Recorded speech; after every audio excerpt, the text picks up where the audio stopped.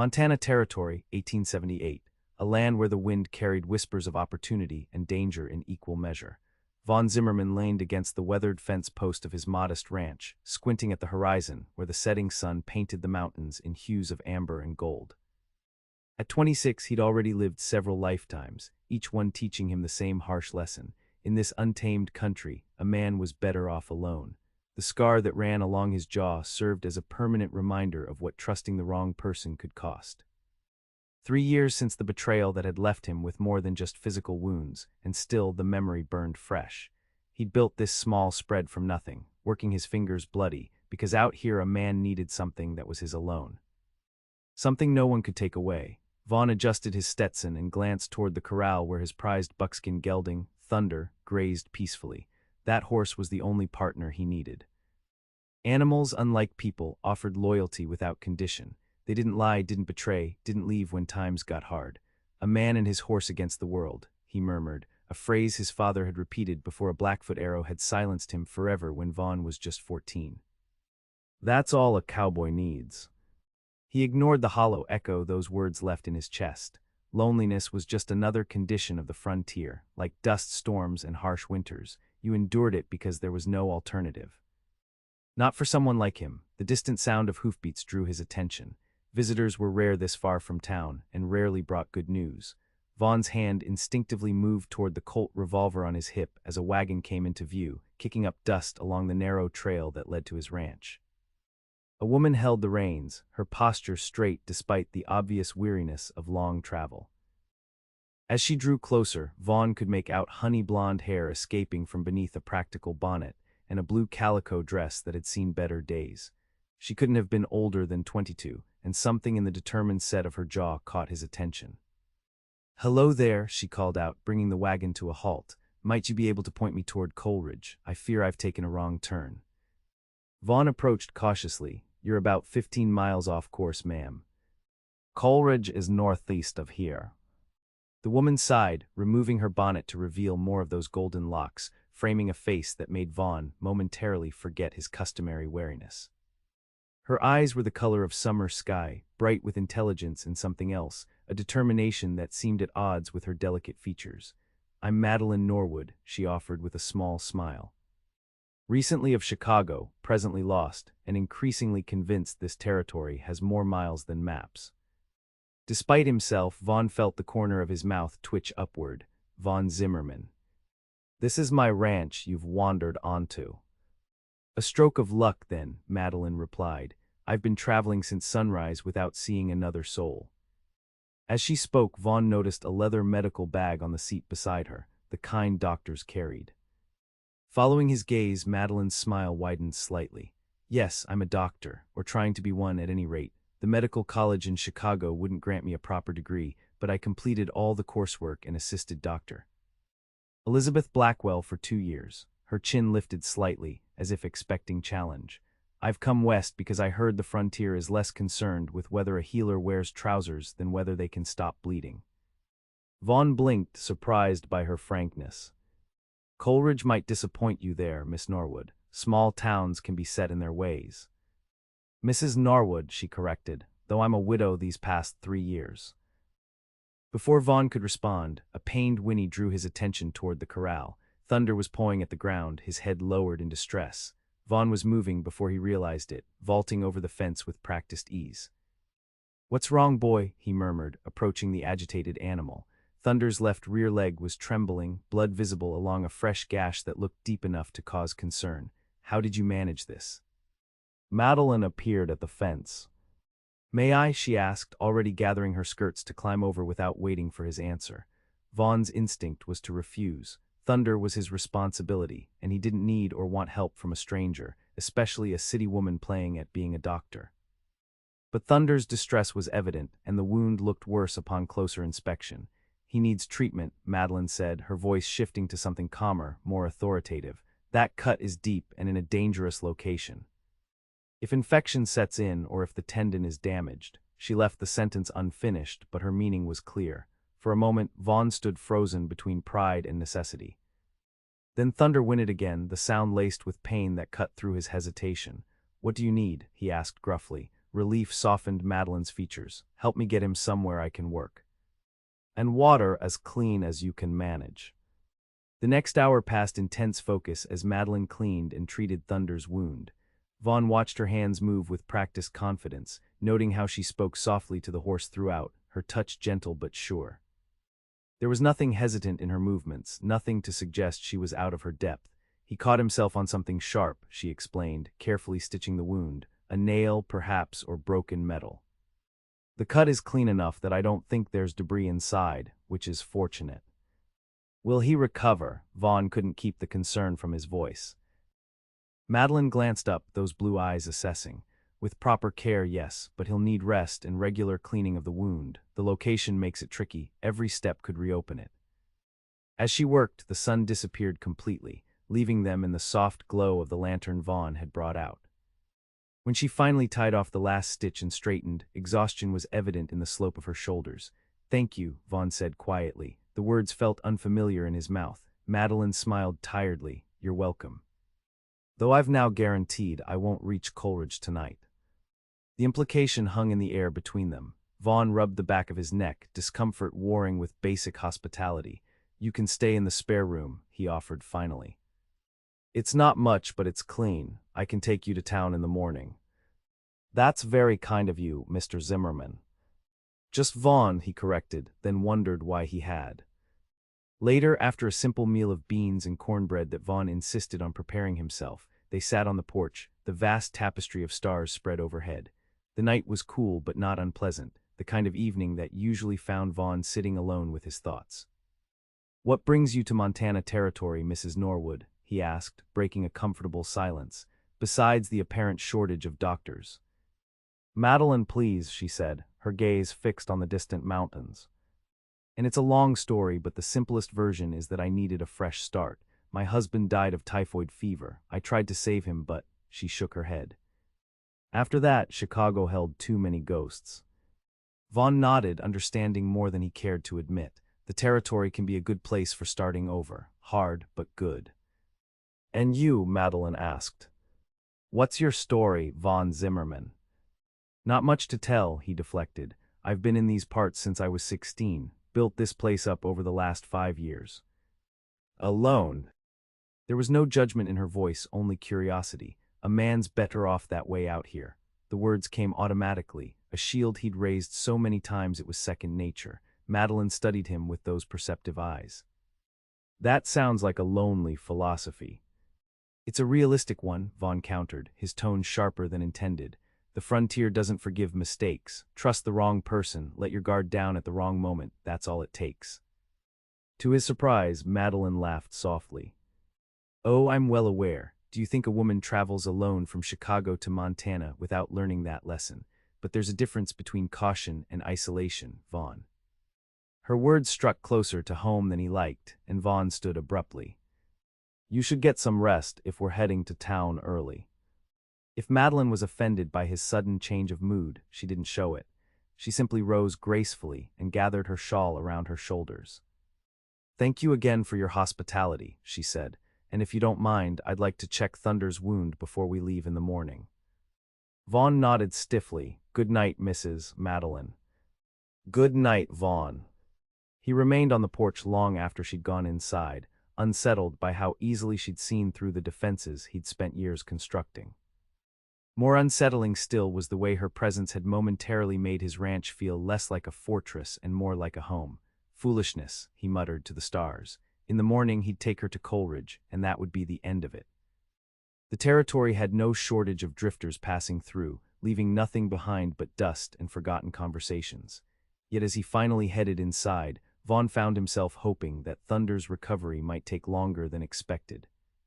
The morning brought unexpected complications. Thunder's condition had worsened overnight, the area around the wound hot with the first signs of infection. Madeleine's expression grew serious as she examined the horse. We need to open the wound again and clean it more thoroughly, she stated. There must be something still inside that I missed. Can you help him? Vaughn asked, not bothering to hide his concern. Yes, but I'll need my full medical kit from the wagon, and it would be better if you held him still. Her voice was calm but urgent, and I'm afraid our trip to Coleridge will have to wait. For the next several hours, they worked side by side. Vaughn held Thunder steady, murmuring reassurances as Madeleine carefully reopened the wound, found and extracted a small metal fragment, then cleaned and restitched the injury with meticulous care. Her focus was absolute, her hands steady despite the difficult conditions. By midday, Thunder was resting more comfortably, but Madeleine insisted on staying to monitor him for fever. "I can't in good conscience leave until I'm certain the infection is under control," she explained, wiping her hands on a cloth. "Not if you want to save that horse." Vaughn found he didn't mind the delay as much as he should have. "Then you'll stay another night. I can make up a proper bed this time, now that I have warning." The day passed with shared tasks and surprisingly easy conversation. Vaughn showed Madeleine around the ranch, impressed despite himself at her knowledge of plants and her interest in his modest herd of cattle. She helped him with the evening chores, seeming genuinely curious about ranch life. "My father dreamed of heading west," she explained as they mended a section of fence together. "He had all these books about frontier life, stories of opportunity and adventure. He died of pneumonia when I was 16, still talking about the mountains he'd never see." "And now you're seeing them for him," Vaughn observed. Madeleine's smile held both joy and melancholy. "Yes, though I doubt he imagined his daughter would be the one to fulfill his dream." As the sun began to set, they checked on Thunder again. The horse was standing more easily, the inflammation around the wound noticeably reduced. "You saved him," Vaughn said quietly. "We did," Madeleine corrected. "I couldn't have treated him without your help." Their eyes met in the golden light of dusk, and something shifted in the air between them, a momentary connection that Vaughn felt in his chest like the first breath after too long underwater. The moment passed when the distant sound of approaching riders broke the silence. Vaughn tensed immediately, his hand moving toward his gun. "Stay here," he instructed, moving toward the house for his rifle. Two riders appeared on the horizon, their approach unhurried but purposeful. As they drew closer, Vaughn recognized the lead rider as Sheriff Ellis from Coleridge, his weathered face grim beneath his hat. "Zimmerman," the sheriff greeted, dismounting stiffly. His gaze shifted to Madeleine, who had predictably ignored Vaughn's instruction to stay behind. "Ma'am." "Sheriff," Vaughn responded cautiously. "What brings you out this way?" "Looking for someone," Ellis said, his hand resting casually near his holster. "Woman traveling alone, blonde, pretty, claims to be a doctor." His eyes narrowed on Madeleine. "Would that happen to be you, miss?" Madeleine stepped forward. "I'm Madeleine Norwood. I was indeed heading to Coleridge before I became lost, and Mr. Zimmerman offered shelter." "Convenient timing," the sheriff said dryly. "We got a telegraph from Chicago yesterday. Seems they're looking for a woman matching your description. Something about stolen medical supplies and practicing without proper credentials." Vaughn felt a cold weight settle in his stomach as he glanced at Madeleine. Her face had paled, but her expression remained composed. "That's a misunderstanding, Sheriff," she said evenly. "I purchased those supplies legitimately, Doctor. Harrison simply couldn't accept that I was leaving his practice to establish my own." "Maybe so," Ellis conceded, "but I'll need you to come back to town with us while we sort it out." Telegraph lines being what they are, it might take a few days to get the full story. Vaughn stepped forward. "Her horse is recovering from an injury. She can't leave yet." "Her horse?" The sheriff raised an eyebrow. "My prized gelding," Vaughn amended quickly. "Mrs. Norwood saved him from a serious wound. I can vouch for her character, Sheriff." Ellis studied him for a long moment. "Didn't know you were in the habit of vouching for anyone, Zimmerman. But if you're willing to take responsibility for her, I suppose she can stay until we get confirmation from Chicago. Just don't leave the area." He turned to Madeleine. "No offense intended, ma'am, but I've got a job to do." After the sheriff departed, an uncomfortable silence fell between them. Madeleine stood with her arms wrapped around herself, her earlier confidence dimmed. "You didn't have to do that," she said finally. "Vouch for me." "Is what he said true?" Vaughn asked directly. "About the supplies?" Madeleine met his gaze unflinchingly. "I took what was rightfully mine, Doctor. Harrison refused to pay me my final wages, claiming my work as his assistant didn't merit compensation since I wasn't a real doctor, so I took supplies of equivalent value instead." She lifted her chin. "I didn't steal, I collected what I was owed." Vaughn studied her for a long moment, then nodded. Fair enough. Just like that, surprise colored her voice. I know something about men who think they can take advantage just because they have power, Vaughn said quietly. And I know you saved Thunder when you didn't have to. That counts for something with me. Relief softened her features. Thank you for believing me. Don't thank me yet, Vaughn warned. Ellis won't let this go easily. And if that doctor from Chicago presses charges, then I'll deal with it, Madeleine said firmly. I came west for a fresh start, and I'm not giving up at the first obstacle. Despite the seriousness of the situation, Vaughn found himself admiring her determination. It had been a long time since he'd met anyone, man or woman, with such quiet strength. The next morning, Madeleine insisted on checking Thunder thoroughly, pleased to find the infection receding and the wound beginning to heal cleanly. He'll need to rest that leg for at least 2 weeks, she advised. No riding, minimal movement, and the stitches should stay in for 10 days. Vaughn nodded, then hesitated. I need to ride into town today. With the sheriff watching, it might look suspicious if you came along, but I'll be fine here, Madeleine assured him. I can tend to Thunder and keep myself occupied, unless you're worried I'll steal your silver. The teasing lilt in her voice surprised a laugh from him. Not much silver to steal, he replied, but there are dangers out here for someone alone. I grew up with 3 older brothers, Mr. Zimmerman. I know how to handle a shotgun, and I'm not as delicate as I might appear. Something in her confident stance convinced him. Very well, I should be back before sundown. In town, Vaughn made discreet inquiries about the telegraph from Chicago. The storekeeper's wife, Mrs. Hollister, was always a reliable source of information, and today proved no exception. Oh, that doctor from Chicago is making quite a fuss, she confided as she measured out flour for Vaughn's order, demanding they send that poor woman back in chains. Can you imagine? Sheriff Ellis thinks it's all nonsense, but you know how he is about doing things properly. And what do folks around here think? Vaughn asked casually. Mrs. Hollister sniffed. Well, Coleridge could certainly use a doctor, man or woman. Old Dr. Whitman hasn't been able to make his rounds properly since his arthritis got bad. If she's got the knowledge, seems foolish to turn her away over some squabble from back east. It was valuable information, suggesting that Madeleine might find acceptance in Coleridge despite the circumstances of her arrival. Vaughn found himself oddly pleased by the prospect. His other errands took longer than expected, and it was near dusk when he finally headed back to the ranch. As he crested the final hill, he noticed smoke rising from his chimney, more than there should have been for an empty house. Alarm quickened his pace. When the ranch came fully into view, he was shocked to see not just smoke but flames licking at one corner of the barn. Madeleine was visible, struggling with a bucket of water, while 2 men on horseback circled her predatorily. Vaughn didn't hesitate. He urged his horse into a gallop, drawing his rifle as he approached. One of the men spotted him and shouted a warning to his companion. Both turned to face this new threat, guns appearing in their hands. That's far enough, Zimmerman, called the taller of the 2 men. Vaughn recognized him with a surge of cold anger. Lester Holt, a hired gun who worked for Victor Chandler, the cattle baron who had been trying to force smaller ranchers out of the valley for years. Get off my property, Holt, Vaughn called back, his rifle steady. Whatever Chandler's paying you, it's not worth dying for. Holt laughed an ugly sound. Funny, I was about to say the same to you.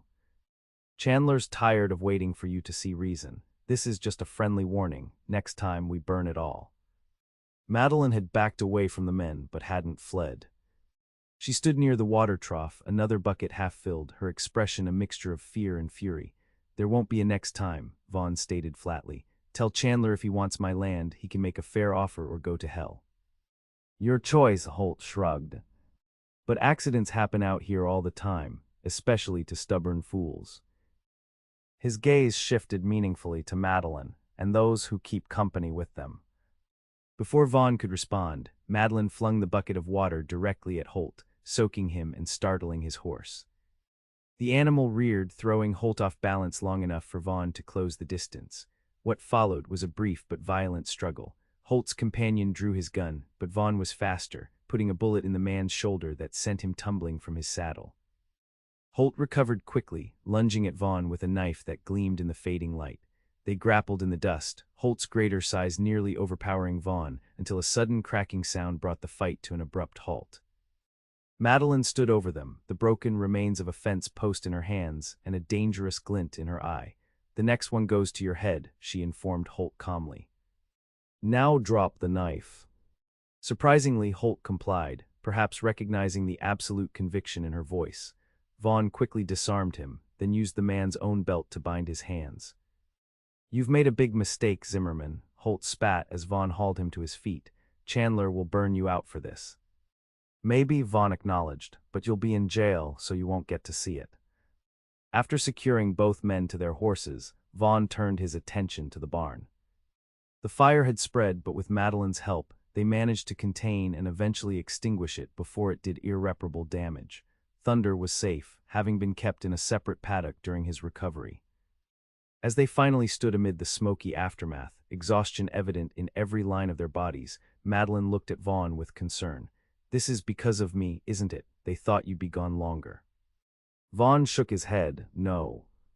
Chandler's been after my land for years. He wants to control the whole valley, and my ranch blocks access to the north pastures. This was coming with or without you here." "But they specifically threatened me," she persisted. "They're using me against you." "They would have found another way," Vaughn said firmly. "Chandler always does." Madeleine studied his face in the gathering darkness. "This doesn't frighten you?" It wasn't quite a question, but Vaughn answered anyway. "It does, but not enough to make me run." "Why?" she asked softly. "Why fight so hard for this place?" Vaughn gazed around at his modest ranch, the small house, the partially scorched barn, the corral where Thunder now rested uneasily. It wasn't much compared to Chandler's vast holdings, but it was his. Every fence post, every nail, every acre represented years of work and sacrifice. "Because it's mine," he said finally. "Because I built it from nothing, and no one has the right to take it away." Something in Madeleine's expression softened. "I understand that better than you might think," she said. "It's how I feel about my medical knowledge. I earned it, fought for it when no one believed I could or should. I won't let anyone take that away either." Their eyes met in the dim light, and Vaughn felt that connection again, stronger this time, a recognition of something shared despite their different paths. Here was someone who understood what it meant to fight for what was yours, who didn't back down when challenged. The moment stretched between them, filled with unspoken possibility. "We should get these men to town," Vaughn said finally, breaking the silence, "before they cause more trouble." Madeleine nodded, though something like disappointment flickered across her features. "Of course. I'll help you prepare." The ride to Coleridge was tense, with Holt alternating between sullen silence and muttered threats. His companion, nursing a shoulder wound that Madeleine had efficiently bandaged, seemed more frightened than dangerous. Sheriff Ellis raised an eyebrow at the sight of them. "Busy day, Zimmerman." "Chandler's men tried to burn me out," Vaughn stated flatly. "I'd like to file charges." The sheriff sighed heavily. "You know how this works, without witnesses." "I witnessed it," Madeleine interrupted firmly.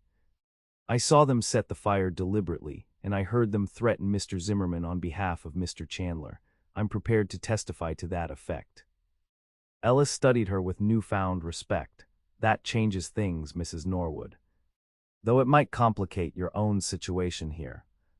"I'm not concerned about that," she replied steadily. "The truth is the truth, regardless of who speaks it." After giving their statements and seeing Holt and his companion locked securely in the town's small jail, Vaughn and Madeleine found themselves on the boardwalk outside the sheriff's office. Night had fallen completely, the streets of Coleridge quiet except for the muted sounds from the saloon down the road. "It's too late to ride back," Vaughn observed. "We'll need to stay in town tonight." Madeleine nodded, fatigue evident in the slope of her shoulders. "The hotel looks respectable enough." "I know the owner," Vaughn assured her. "Mrs. Peterson runs a clean establishment." As they walked toward the hotel, Madeleine glanced sideways at him. "You didn't have to stand up for me with the sheriff." "About the charges from Chicago." "You didn't have to stand up for me either," Vaughn pointed out. "Those men could have hurt you." "It seems we're developing a habit of defending each other," she said with a small smile. "At the hotel, Mrs. Peterson greeted them warmly, though her eyes widened slightly at the sight of their smoke-stained clothes. "Ran into some trouble with Chandler's men," Vaughn explained briefly. The older woman clicked her tongue in disapproval. That man needs to be stopped before someone gets killed. I've got 2 rooms available, last ones, with the cattle buyers in town.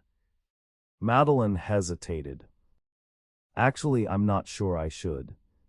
Put it on my account, Vaughn interrupted, surprising himself almost as much as Madeleine. Mrs. Norwood saved my best horse and then helped save my barn.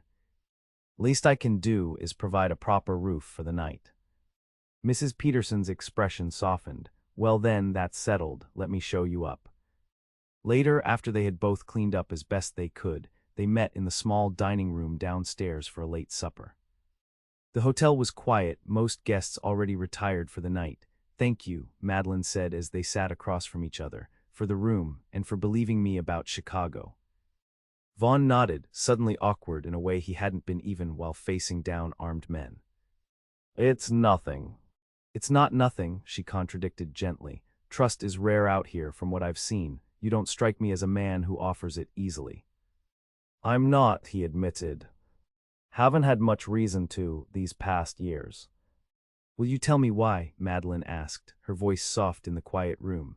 What happened to make you so certain a man is better off alone? Vaughn hesitated, unaccustomed to sharing anything of his past. But something in Madeleine's open expression made the words come easier than expected. I had a partner once, he began slowly, Joel Mercer. We pooled our money to buy the land for what's now my ranch. Worked side by side for almost a year, building it up from nothing. He touched the scar along his jaw unconsciously. Turned out he was working with Chandler all along.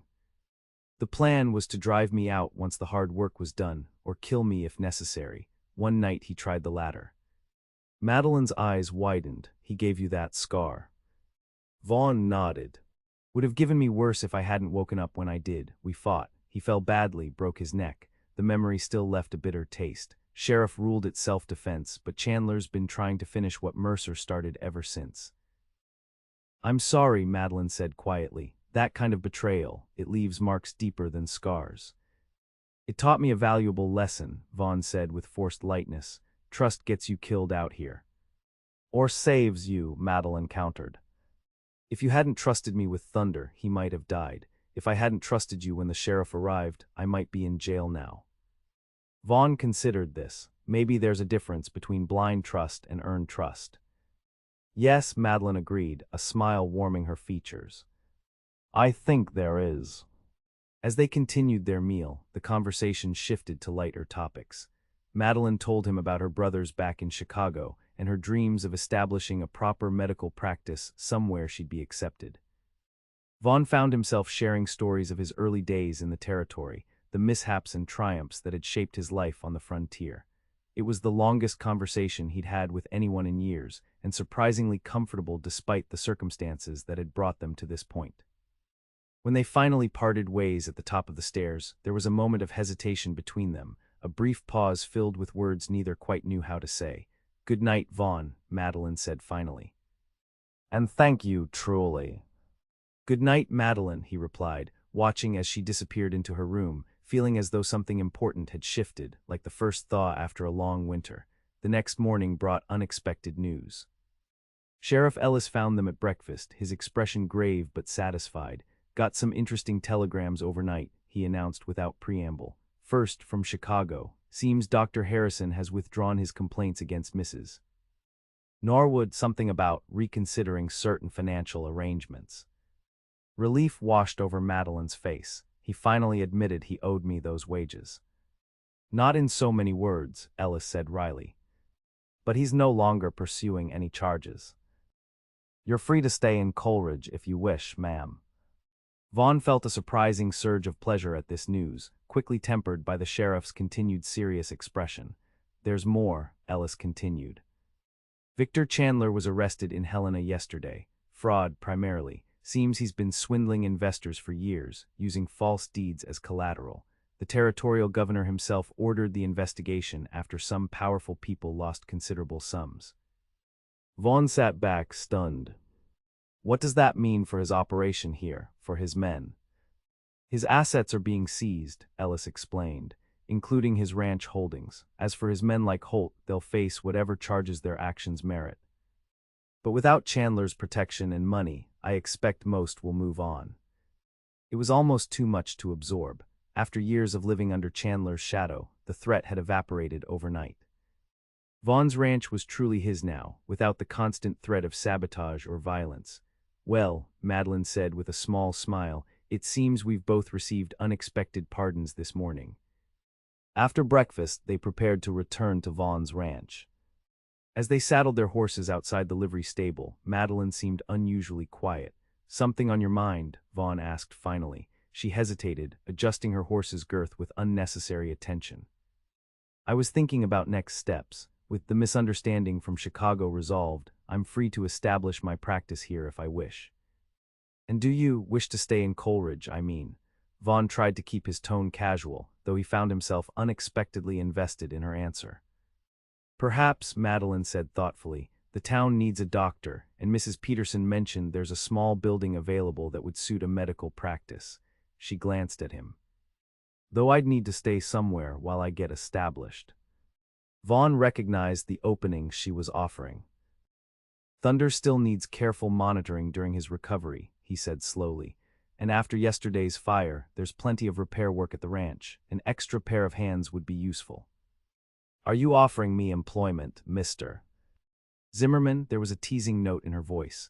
"I'm offering you a place to stay," he clarified, "for as long as you need it. The spare room is yours in exchange for whatever help you can provide, medical or otherwise." Madeleine's expression softened. "That's very generous." "It's practical," Vaughn countered, though they both knew it was more than that. "And after what you did yesterday, standing up to Chandler's men, I'd say you've proven you can handle frontier life."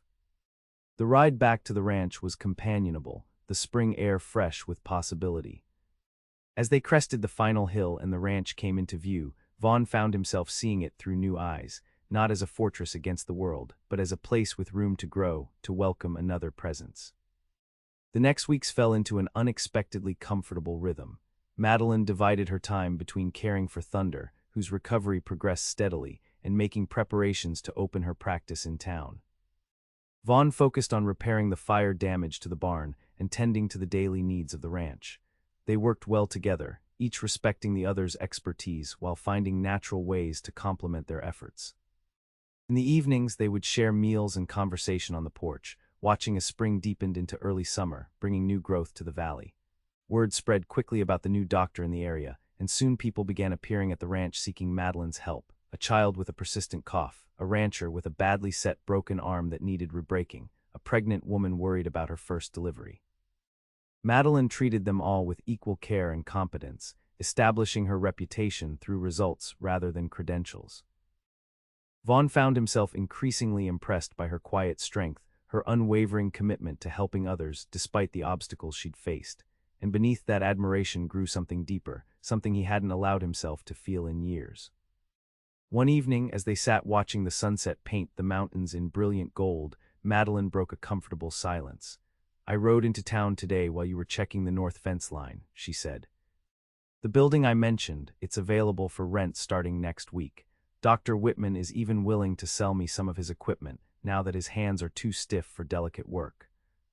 "That's good news," Vaughn said, ignoring the unexpected pang her words caused. "You'll make a fine doctor for Coleridge." Madeleine turned to face him directly. "The thing is, Vaughn, I've been thinking about Thunder." "Thunder," he echoed, confused by the change of subject. "Yes. He's healing well, but he'll always have some weakness in that leg. The strain of long rides could re-injure him." She hesitated. "I was thinking that perhaps he should stay here, where you can keep a close eye on him." Vaughn frowned. "Of course he's staying here. This is his home. And perhaps," Madeleine continued carefully, "it might be sensible for me to do the same." The words hung between them, their meaning gradually clarifying in Vaughn's mind. "You want to stay here at the ranch?" "I want to establish my practice in town," Madeleine clarified, "but I thought I might continue our arrangement if that would suit you." Vaughn studied her in the fading light, noting the slight flush on her cheeks, the careful neutrality she was trying to maintain. "That's a long ride into town every day," he observed. "Yes," she agreed, "but worth it, I think, for the right reasons." Something loosened in Vaughn's chest, a tension he'd carried for so long he'd forgotten it wasn't a natural part of him. And what would those reasons be, Madeleine? She met his gaze steadily, her composure giving way to honest vulnerability. I've come to care for this place, for the life here, a beat of hesitation, for you. The simple declaration hung in the air between them, more powerful for its plainness. I told myself I was better off alone, Vaughn said finally, safer, but these past weeks with you here, he struggled to find the right words. The ranch feels different.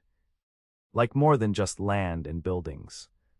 Like home, Madeleine suggested softly. Yes, he agreed, like home. Slowly giving her every chance to pull away, Vaughn reached across the space between them and took her hand.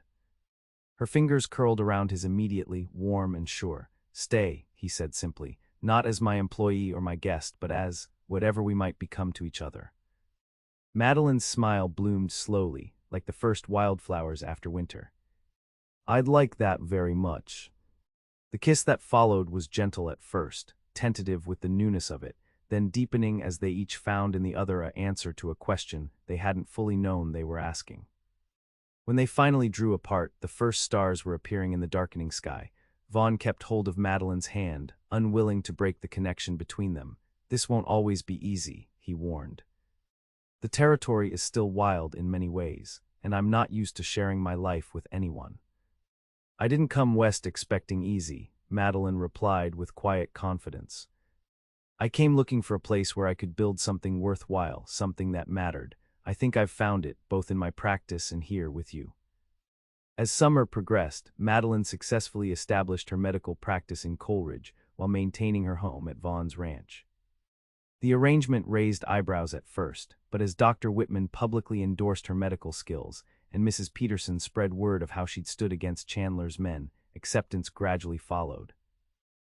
Vaughn found himself adjusting to partnership more easily than he'd expected. Having Madeleine in his life, her quiet strength, her compassion, her unwavering determination, made the ranch feel truly complete for the first time. Together they faced the challenges of frontier life, a difficult cattle drive, an early autumn storm that damaged fences, the occasional troublemaker testing the boundaries now that Chandler's influence was gone. Through it all, the bond between them deepened, built on mutual respect and growing love. Thunder recovered fully, though as Madeleine had predicted, he was best suited now for light work around the ranch rather than long journeys. Vaughn didn't mind, the horse had brought Madeleine into his life, and for that alone deserved an honored retirement. On a crisp October morning, with the mountains wearing their first dusting of snow, Vaughn waited on the porch as Madeleine prepared to ride into town for her regular office hours. They had fallen into a comfortable routine, with Vaughn often accompanying her when ranch work permitted, using the opportunity to handle business in town. Today, however, he had a different reason for making the journey. Ready? Madeleine asked as she emerged from the house, her medical bag in hand.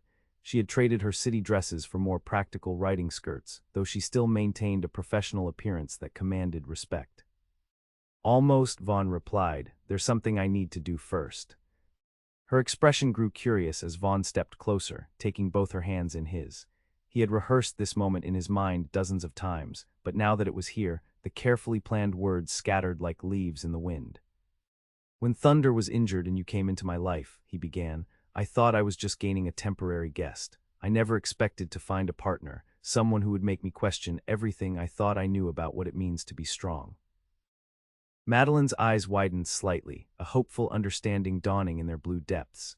You healed more than just my horse, Madeleine, Vaughn continued, his voice growing more certain with each word.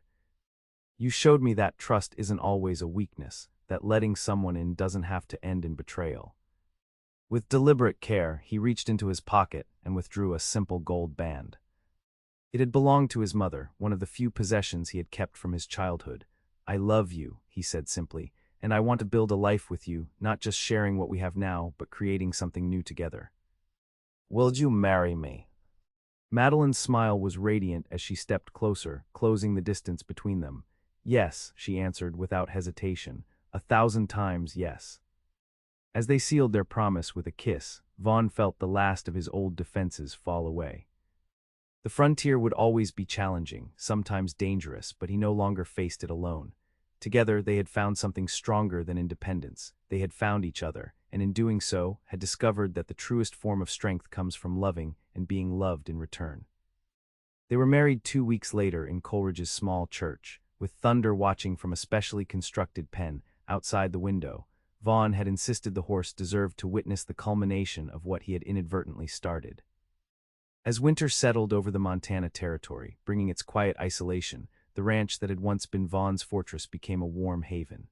Inside the small house that now truly felt like a home, he and Madeleine built their life together day by day, healing, growing, and proving that even in the wild frontier, love could take root and flourish against all odds.